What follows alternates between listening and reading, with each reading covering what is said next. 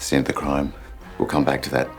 Now, if you're a fan of hustle culture, you might think that persistence is everything, and that giving up is some kind of dirty word, that it's admission of defeat or failure, that's for the feeble-minded or faint of heart. But what if giving up is the only way forward? Hi, I'm Scott. You're watching Inside Musicals, the channel for all things musical theatre. Now, creativity, whether you're in arts or sciences, is stepping into the unknown. It's innovation and often making connections that other people don't see. So I'm certainly not dismissing the value of persistence, nor am I advocating throwing it all in at the first obstacle. But there is a modern tendency to deny failure. It's only failure if you don't learn from it. But I'm perfect as I am. And look, I understand the idea of positive thinking, but that can also be a distortion, an avoidance. It instills a fear of failure that's worse than the failure itself. It makes us risk averse because we can't accept anything other than success.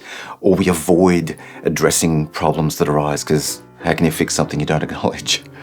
It's kind of like thinking that any feeling other than happiness is a mental health issue. No, they're just feelings. Not always pleasant, but they're valid. So it's got to be okay to say, well, that didn't work out, because then we can learn something from it.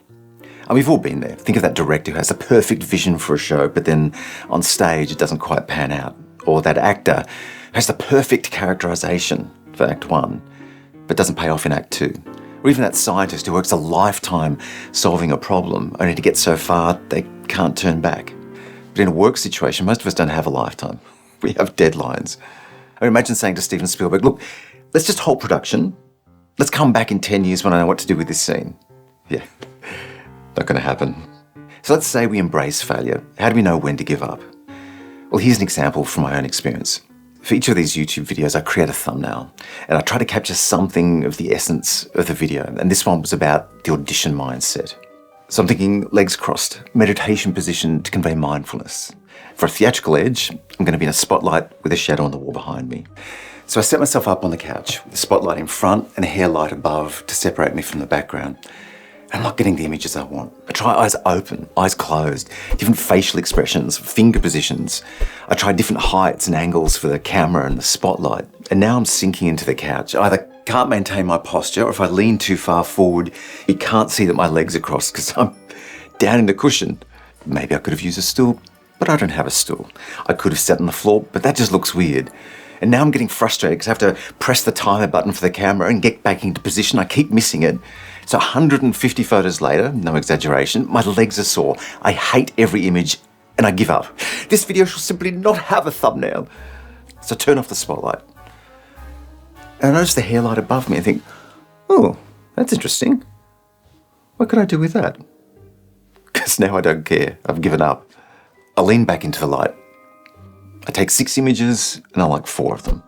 It's more dramatic, more enigmatic than my original idea, but it's simpler and clearer. And once I add a title, the image still kind of makes sense. While I couldn't make that original idea work, giving up opened me up to other possibilities.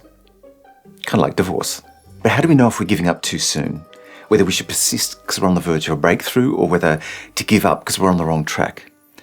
Well, if you've got all the time in the world, keep going. But if you're stuck, if you stop making progress, if you're out of ideas, time, or resources, it's the same thing as being on the wrong track. So ask yourself, even if only as a mental exercise, if I gave up now, what else would I do? How else might I approach this thing? And maybe that's all the perspective we need to allow inspiration in, whether it's the solution we're looking for or a brand new idea. But what if we've invested so much time and energy in a thing that we can't let it go?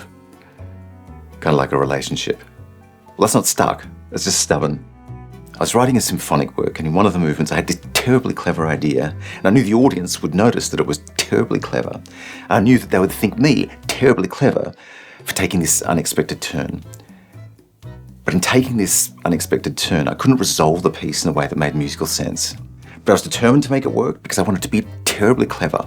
But the longer I persist, the more stuck I am. And so for a week, I'm just tinkering at the edges, willing this thing to work. I see a deadline looming, but I don't see a solution. Then at one point, I stepped back to listen to the whole thing in context, only to realise that everything after this terribly clever moment bore no resemblance to anything that came before. It was a tangent. So it wasn't so much that I was out of ideas, I was on the wrong track, but I had to step back to see it. And that was the problem. I'd become so fixated on this terribly clever moment, making it right, that I'd lost perspective. So I go back to that fork in the road, delete every trace of that terribly clever idea, which is why I can't play it for you. But I finished it in a day. Was it better? Don't know. But it was clearer, it made sense, and more importantly, it was finished. So giving up? Cleverest thing I did. So giving up may not mean giving up a whole project. It may mean giving up on those parts that don't work, no matter how much you're invested, in favour of building on the parts that do. It can be scary, it can be disheartening, because you're letting go of something you hold dear. And see, that's where that hustle culture ethos of persistence at all costs, of an unwillingness to concede defeat or to reevaluate, could actually be holding us back. And that brings me to my musical. I've rewritten the timeline of the show to include any backstory that actively impacts the present. And as I'm rebuilding the script, I realise I have so many threads to the story, it's making for a very long show. And that's before I write new music. So here's my fork in the road. Do I give up on some of those threads? Or is there a way to simplify them, condense them, repurpose them as motivations, complications, colour within the main threads of the story? They may not have the same complexity or development as before, but as long as they contribute to the story, maybe they still have a place. But I also have to be open to the possibility of giving up on the entire project. I said before that progress is slower than I would like. But I do love the idea of this musical. It excites me. I'm still making progress. I'm not out of ideas. I could use more time and resources, but I'm not at a point of giving up just yet. Although at the same time, I'm not so attached to it that I couldn't switch to something more compact, more rapidly achievable if there's something to be gained by that. So let's not make giving up a dirty word. Let's call it strategic redirection. That sounds terribly clever. Or is that just denial? Well, thank you for not giving up on me, staying to the end of the video. I do love you.